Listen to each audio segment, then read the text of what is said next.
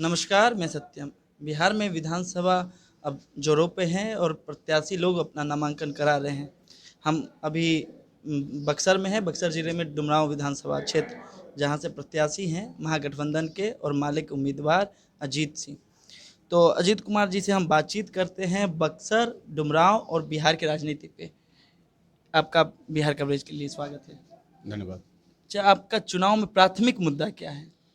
देखिए, हमारा चुनाव में प्राथमिक मुद्दा शिक्षा है, रोज़गार है, लोकतंत्र है, खेती किसानी का सवाल है। इसके अलावा यहाँ का लोकल जो इशू है, जैसे डुमरांव इंडस्ट्रियल इलाका के रूप में जाना जाता था एक ज़माने में। लालटेन फैक्ट्री थी, सूत का फैक्ट्री था, टेक्सटाइल उद्योग था, लेकिन सब कुछ बंद हो चुका है। उन कारखानों को खोलने का सवाल है, नहरों में पानी का सवाल है, चूँकि पूरा इलाका जो है वो कृषि प्रधान इलाका है। यहाँ के लोगों की ज़िंदगियाँ जो है आज भी कृषि पर डिपेंडेंट हैं, लेकिन कृषि जो है आज उसका विकास नहीं हुआ। नहरें ही नहीं है। एमएसपी का सवाल तो बहुत बड़ा सवाल है।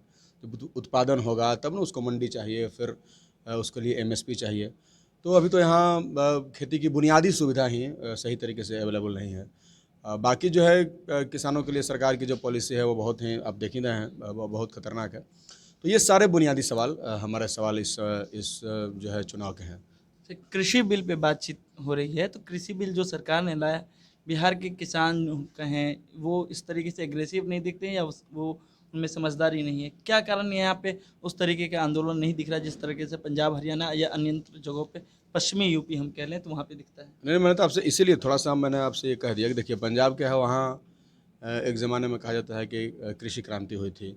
वहाँ नहरें हैं, वहाँ पानी जाता है, वहाँ उत्पादन होता है। वहाँ के किसान जो है वो खेतों पे निर्भर है, उत्पादन पर निर्भर है, उसके पास मंडियाँ हैं। बिहार में क्या है, ना नहरें हैं, ना मंडियाँ हैं। बिहार का बुनियादी सवाल तो नहरों में पानी है, खाद है, बीज है, जो कि नहीं मिलता है।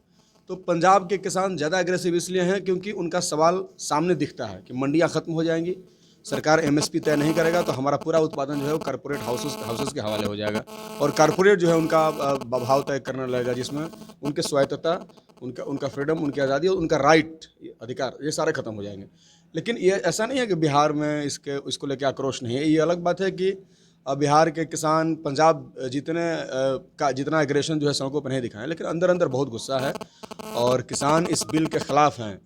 चाहे आवश्यक वस्तु अधिनियम हो या ये बिल हो, ये तीनों बिल के खिलाफ बिहार के किसान हैं, और आने वाले समय में वो सड़क पे ये गुस्सा आ भी सकता है। हम तो इस बिल के खिलाफ हैं, हम चाहते हैं कि बिल सरकार वापस ले। आपने इंडस्ट्री की बात की, जो डुमराव की लोकल इंडस्ट्री रही, और बिहार इंडस्ट्री इन बिहार वो एक समय में लॉकडाउन में बहुत वायरल हुआ था, ट्विटर पे ट्रेंड भी किया था। तो क्या चीज़ की यहाँ पे संभावना है, या अगर आप बनते हैं यहाँ से विधायक, तो किन किन इंडस्ट्री को यहाँ पे पुनर्जीवित किया जा सकता है? नहीं, पहले तो हमारा ये डिमांड रहेगा कि डुमरांव को सबसे पहले इंडस्ट्रियल इलाका डिक्लेयर किया जाए, घोषित किया जाए कि इंडस्ट्रियल इलाका है। चूँकि इन यहाँ डुमरांव की ये पुरानी पहचान है। यहाँ फैक्ट्रियाँ हुआ करती थी, यहाँ कारखाने हुआ करते थे। आज डुमरांव में कुछ भी नहीं है। ये सारी फैक्ट्रियाँ, सारे कारखाने बंद कर दिए गए। हम विधानसभा में अगर पहुँचेंगे तो हमारा ये इशू प्राइमरी रहेगा, चूँकि हम रोज़गार के सवाल पर बहुत मजबूती के साथ लड़ते हैं।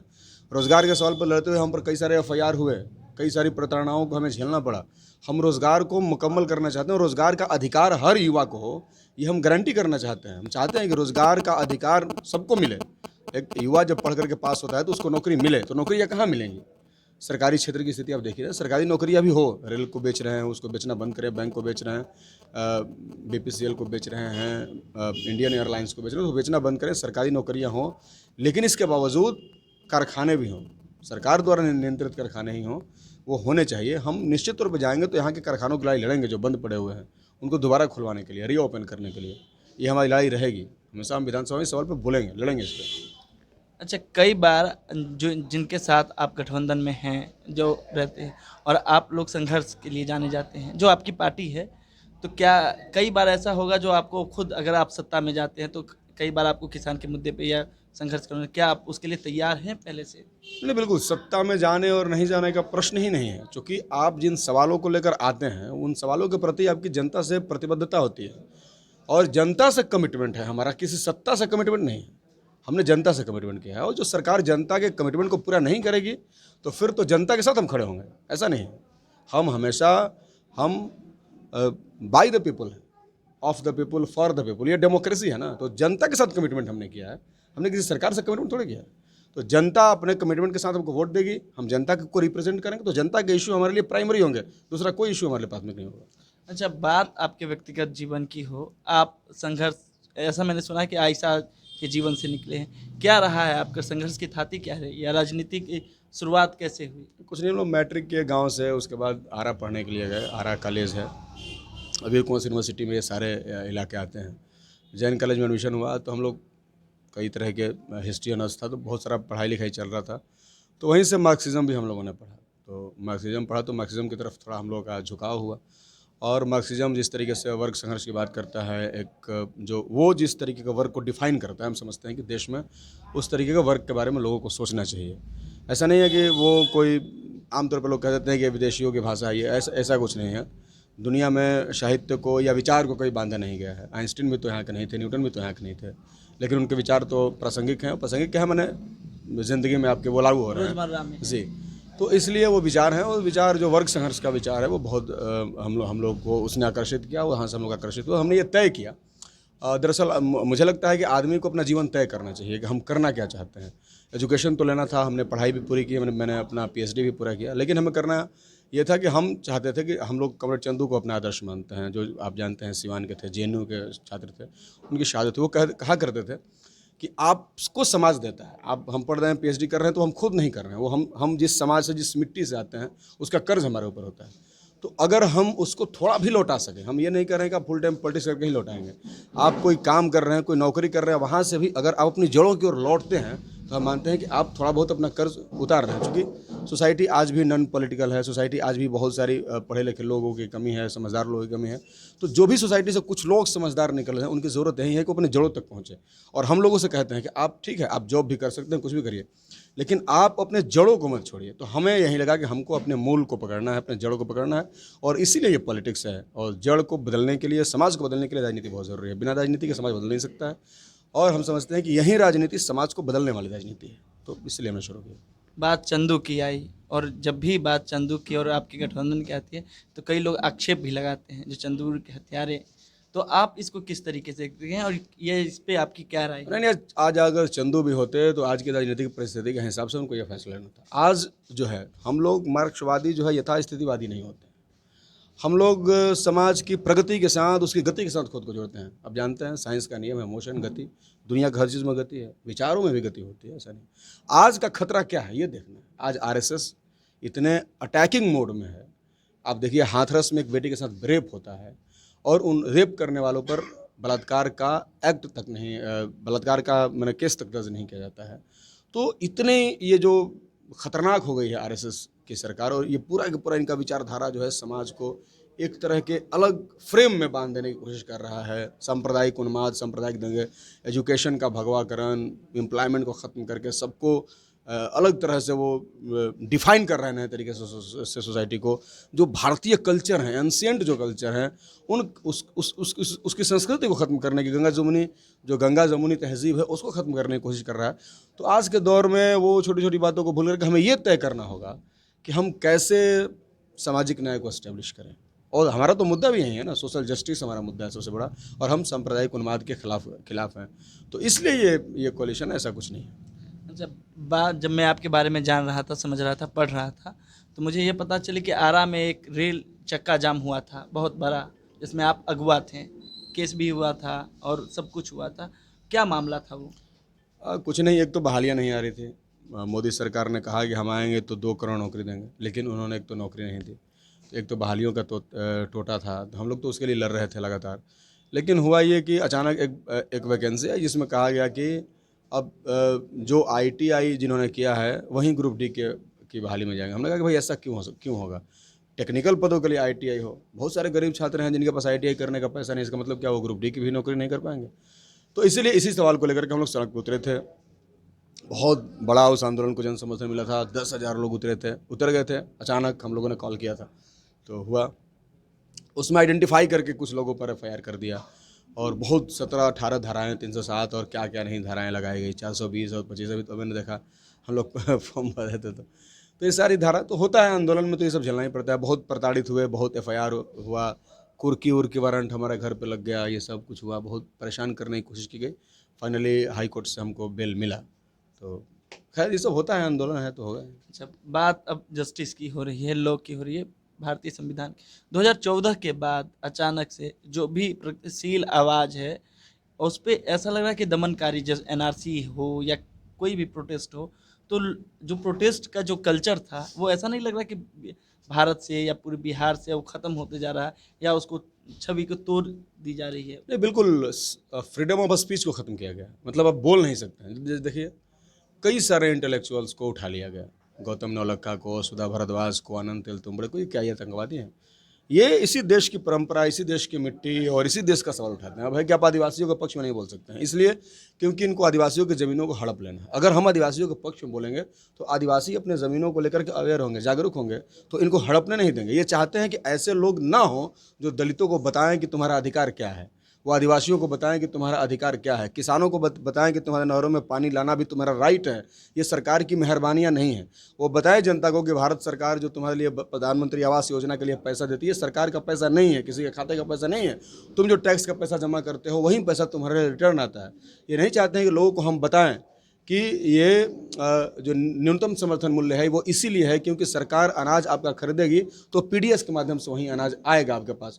तो ये नहीं चाहते हैं कि हम जनता को उनका राइट बताएं। तो जनता को उनका राइट बताने वाले, उनको जागरूक करने वाले, उनके लिए लिखने वाले, उनके लिए पढ़ने वाले, उनके लिए वकालत करने वाले लोगों के ज़बान को काट देना है, बंद कर देना है। तो ये सरकार ये कोशिश कर रही है, इसलिए कि आमतौर पर अब मोदी सरकार की पूरी संरचना को देखेंगे तो ये पूरी की पूरी मनुवादी व्यवस्था को थोपना चाहती है, जहाँ आदमी का अधिकार नहीं होता, जहाँ एक ऐसी सत्ता होती है जो एक मनुष्य के ऊपर, एक मनुष्य द्वारा शोषण पर आधारित होती है। तो हम समझते हैं कि मनुष्य द्वारा मनुष्य पर शोषण का जो इनका इतिहास है उस पर अगर आप क्लेम करते हैं तो फिर ये आपकी आवाज़ को दबाते हैं। तो ये चल रहा है और ये यही करना चाहते हैं।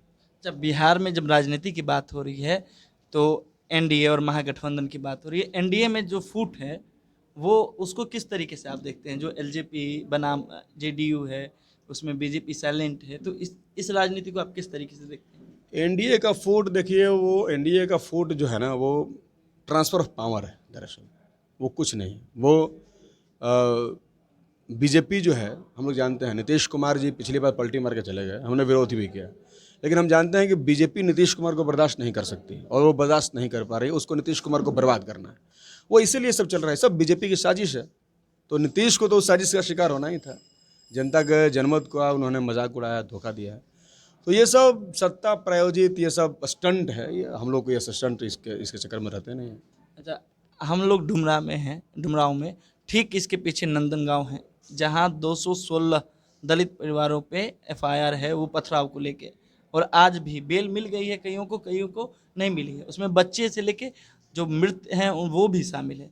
तो इसके लिए आप क्या करेंगे अगर आप यहाँ से जीत के जाते हैं? अरे बिल्कुल, हम लोग तो जनता के आंदोलन के सपोर्ट में थे। आपको याद है जब यहाँ नंदनगांव में हुआ, उस समय मैं जगदीशपुर में था और नीतीश कुमार का कार्यक्रम नंदनगांव के बाद दावा में होना था। दावा हमारे यहाँ है और नीतीश कुमार ने इत्तेफाक से दावा की मुखिया को शायद टिकट भी दिया। तो हमने नंदनगांव में हुआ तो हमने इसका अपोज़ किया, विरोध किया। हमने कहा कि नीतीश को हम यहाँ काला झंडा दिखाएंगे और मुझे अरेस्ट कर लिया गया। तो उसी समय हम तो जनता के पक्ष में थे और हुआ, वो पूरा मूवमेंट हुआ, पूरा प्रोटेस्ट हुआ, लेकिन फिर उनको छोड़ना भी पड़ा जन दबाव में। तो ये हुआ। लेकिन केस अभी भी है, विड्रॉल नहीं किया गया है। केस विड्रॉ सरकार ये तो नया नियम ही बना रहा है ना कि अब कोई कैसे विड्रॉल नहीं होगा। इन्होंने तो इतना तक नियम बना दिया है कि अगर आप किसी को लेकर, किसी सवाल को लेकर मूवमेंट करते हैं तो आप पर एफ कर सकते हैं। तो ये लगातार कानूनों को अपने हिसाब से बना रहे हैं, जो कि बहुत डेंजरस है। आंदोलन करने पर रोक है, ये तो गलत बात है, वापस लेना चाहिए। हम मानते हैं। आपसे उम्मीद की जा सकती है अगर विधायक बनते तो आप इस काम को करेंगे? बिल्कुल, हम लोग जुडिशियरी नहीं है, केस वापस लेना जुडिशियरी का काम है। झूठ नहीं बोलना चाहिए, लोग झूठ बोल सकते हैं। हाँ, ये ज़रूर है, मैंने कहा आपसे, कारखानों के लिए मैं आवाज़ उठाऊंगा।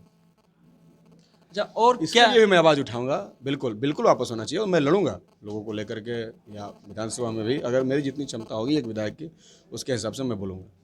अच्छा, और क्या मुद्दे हैं? या यहाँ जैसे आपने कुंवर सिंह की यूनिवर्सिटी से आप खुद पढ़े हैं, उस समय 5 साल का डिग्री मिलते थे, 5 वर्षीय यहाँ पे योजना के रहे, और जो शिक्षा में बदलाव हो रहा है देश भर में, जो यूजीसी के द्वारा की जा रही है, 4 साल का ग्रेजुएशन अब सुनने को मिल रहा है, तो इसको किस तरीके से देखते हैं? देखिए, डुमरांव बड़ा शहर है, बक्सर बहुत भी बड़ा जिला है। अब वीर कुंवर यूनिवर्सिटी में मात्र 17 कॉन्जुएंट कॉलेज हैं, उसमें आप जोड़िएगा तो डुमरांव में मात्र 1 डीके कॉलेज है। है ना। और भी कॉलेजेस होने चाहिए, लेकिन सरकार तो निजीकरण करना चाहती है। हमारा ये इशू है एजुकेशन। अगर हम शिक्षा की बात कर रहे हैं तो वो सिर्फ प्राइमरी शिक्षा की बात नहीं कर रहे हैं, वो हायर एजुकेशन की बात कर रहे हैं। और उच्च शिक्षा को तो इस सरकार ने जितना बर्बाद करना था उससे ज़्यादा ही बर्बाद कर दिया। तो इसलिए यहाँ कॉलेज होगा, इसके लिए हम लोग मांग उठाएंगे, यहाँ भी कॉलेजेस हो और विक्रम सिंह विश्वविद्यालय और डेवलप हो। बक्सर ज़िला में भी उसका एक ब्रांच खुले ऑफिस का, लोगों को जाना पड़ता है वहाँ काम कराने के लिए। बक्सर ज़िला में कोई उसका ब्रांच नहीं है। एक ज़माने में लड़ करके हमने मगध यूनिवर्सिटी का पटना में ब्रांच खुलवाया था। विक्रम सिंह यूनिवर्सिटी का भी एक ब्रांच सासाराम में हम लोगों ने खुलवाया था, लेकिन वो बहुत दिन तक चला नहीं, उसको फिर लोगों ने बंद कर दिया। तो इसलिए ये सारी लड़ाइयाँ हमारी रही है लगातार, हम लोग इसी पर लड़ते ही रहे। ये चुनाव उसी लड़ाई को एक बड़े प्लेटफॉर्म पर ले जाने का चुनाव। बिल्कुल उन लड़ाइयों से कभी हम मुक्त नहीं होंगे, वो लड़ाइयाँ ही चलती रहेंगी और यही हमारी पॉलिटिक्स है। वो लड़ाइयाँ छूट गई तो मतलब पॉलिटिक्स छूट गया फिर ये। अच्छा, जैसे कि पेंडेमिक में प्रवासी मजदूर का आवाज़ बहुत जोर शोर से उठा और बिहार के बारे में कहा जाता है कि चीप लेबर प्रोड्यूसर्स ये देश, ये राज्य है। और इसके लिए क्या ब्लूप्रिंट है जो यहाँ के इतने मजदूर जाते हैं, मुंबई जाते हैं, वहाँ से शिवसेना से सुनते हैं, कहीं भी जाते हैं तो वहाँ पे बिहारी एक गाली बन गया है। तो क्या है मतलब कि अगर आपकी सरकार आती है, जैसे तेजस्वी जी ने कहा 10 लाख नौकरी, तो क्या मतलब कि और क्या उम्मीद की जा सकती है? बिल्कुल, तेजस्वी जी को 10 लाख नौकरी देना होगा तो डुमराव कारखाना ही खोलना होगा, है ना। 10 लाख नौकरी मिलेगा, डुमराव कारखाना भी खुलेगा, तो ये तो है। दूसरी बात यह है ना कि आप देख लीजिए कि ये जो पेंडेमिक हुई, जो महामारी इतनी खतरनाक तरीके से आई देश में हमारे सामने, तो इसने तो हमें कई सबक सिखाए।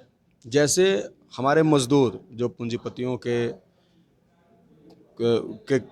माल बनाते हैं, जो उनके घरों को बनाते हैं, खूबसूरत बनाते हैं, वो लोग उनको 10 दिन भी नहीं रख पाए। कितना ये दुखद है कि जो आपके झोली भर रहे हैं, आप अरबपति अगर हैं तो उन मजदूरों की वजह से हैं। आप तो काम करते नहीं हैं, आप तो उन्हीं पर निर्भर हैं। वो नहीं रहेंगे तो आप खाकपति हो जाएंगे। लेकिन ये देश का स्थिति देखिए कि वो पूंजीपति जिसका झोली भर गया है, वो उन मजदूरों को फैक्ट्री से निकाल दिया, एक दिन भी बर्दाश्त नहीं कर पाए। और नीतीश कुमार ने कह दिया कि हम अपने बिहार में उनको घुसने नहीं देंगे। ये बहुत खतरनाक हुआ। हम तो इसके खिलाफ हम लोग लड़े, खूब लड़ाइयाँ हुई और कई सारे इलाकों में बॉर्डर पे हमारे पार्टी के लोगों ने लोगों को, मजदूरों को पास करवाया। बैरिकेडिंग तोड़ते हुए, सरकार के जो 144 लगा हुआ था उसको तोड़ते हुए पास करवाया गया। और हम उनके लिए रोज़गार की लड़ाई तो लड़ ही रहे हैं। लेकिन नीतीश कुमार ने बहुत धोखा दिया। ये झूठ बोले, इन्होंने कहा कि जो लोग आए अब उनको जाना नहीं है, सबको रोज़गार मिलेगा। लेकिन हमें तो पता था कि जो आदमी जो है चीनी मिल नहीं शुरू करवा सका चंपारण में, जो आदमी यहाँ कारखाना बंद करवा दिया, वो आदमी क्या ही किसी को जॉब देगा। लेकिन ये बदलना चाहिए। सरकार, जनता के अंदर सुगबुगाहट है, हलचल है, सरकार को बदलने के लिए आमदा है। और 15 साल के जो फर्जी सुशासन का राज चला है उसको जनता बदल देना चाहती है। बदलेगा और नया बदलाव होगा तो, और बदलाव के बाद ही तो कुछ नया होता है। नहीं बदलेगा तो कुछ भी नया नहीं होगा। तो देखिए क्या नया होता है, ज़रूर नया होगा कुछ ना कुछ। अच्छा, जब हम पॉलिटिक्स की बात करते हैं बिहार में, और कई तरह की आपको पार्टियां अभी दिख रही है, और उसके साथ साथ युवा पॉलिटिक्स की बात आती है तो तेजस्वी की बातचीत आती है, कन्हैया की बातचीत आती है, चिराग की बातचीत आ रही है। बाकी लोग युवा में, जैसे कि आप लड़ रहे हैं और कई लोग लड़ रहे हैं, युवा में कई लोग हैं, उनकी बातचीत क्यों नहीं हो पाती है? ये बिहार के पॉलिटिक्स में या मीडिया का ये गेम है, ये क्या है? किस तरीके से आप इसको देखते हैं? यूथ पॉलिटिक्स को आप किस तरीके नहीं, से देखिए किस नज़रिए से इसको देखा जाए तो अलग बात है, लेकिन यूथ पॉलिटिक्स में बहुत सारे युवा हैं देश में। जैसे आप एक चीज़ देखिए, आज़ादी की लड़ाई हुई तो जितने लोगों का नाम आपने देखा उतने ही थोड़े लड़ रहे थे। बहुत सारे युवाओं ने शहादत दिया जिसका नाम तक दर्ज नहीं है। इसका मतलब ये नहीं है कि उनको लोग नहीं जानते। ठीक है, मीडिया हमें नहीं दिखा रही है, हो सकता है, लेकिन आप हमारे इलाके में घूम के देखिए, जहाँ हम रहते हैं सारे लोग बहुत मोहब्बत करते हैं। आज आपने देखा भी होगा। तो ये है, जनता का प्रेम है, मोहब्बत है। तो मीडिया का क्या है, वो भी किसी दिन दिखा देगी, ये कुछ नहीं है। जी, धन्यवाद आपका। शुक्रिया। तो ये हमारे साथ अजीत कुमार सिंह थे, जो यहाँ से डुमरांव से प्रत्याशी हैं माले के। और यूथ पॉलिटिक्स में, यूथ जो है पॉलिटिक्स में आना एक सुखद होता है, तो ये पॉलिटिक्स में आ रहे हैं और ये संघर्ष की राजनीति, छात्र राजनीति करके यहाँ तक पहुँचे हैं। अब देखना है जो ये डुमरांव से बाजी मारते हैं या नहीं। मैं सत्यम कुमार, बिहार कवरेज के लिए ऋषिकेश शर्मा के साथ। धन्यवाद।